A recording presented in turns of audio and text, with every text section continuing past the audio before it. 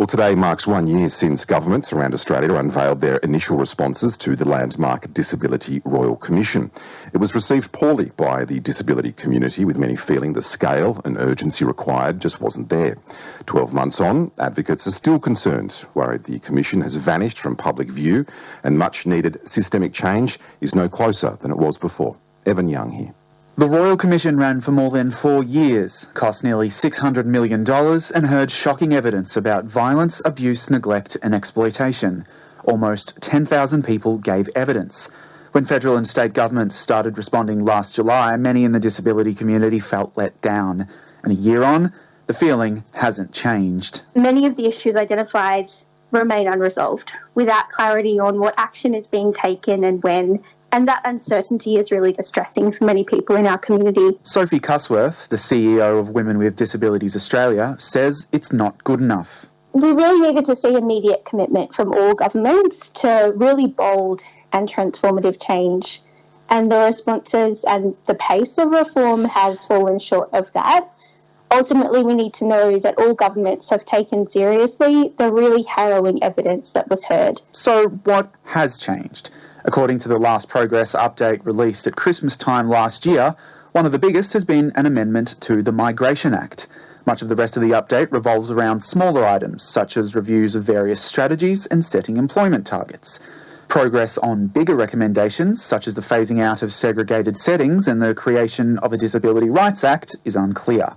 The promised biannual reporting against all 222 recommendations is also yet to start. We did the work as a community to give the evidence, to share the expertise, to provide the solutions, often at great cost to ourselves.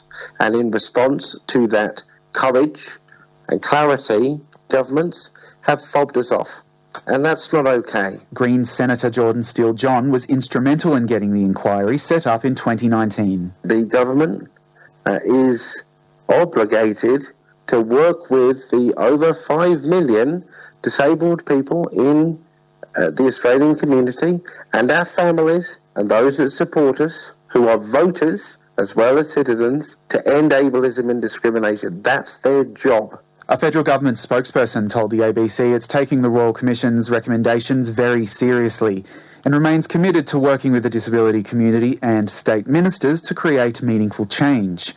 Flinders University Professor Sally Robinson has some sympathy for governments, but also says more transparency is needed. What's being done, what progress is still to be made, and which recommendations aren't going to be taken up from the Royal Commission would really help for people, and so that we can see what's going to happen out of this really once-in-a-lifetime change opportunity. Sophie Cusworth says every day that goes by without change is another one that people with disability will be open to more harm. We acknowledge the complexity of these reforms and their scale and know that change takes time, but our rights and our lives and our safety can't wait. And I think there are real opportunities for all governments to build trust and demonstrate respect through transparent reporting on progress and ensuring that people with lived experience, including those who shared their testimonies, shape every aspect of reform. Sophie Cusworth from Women with Disabilities Australia, ending that report by Evan Young.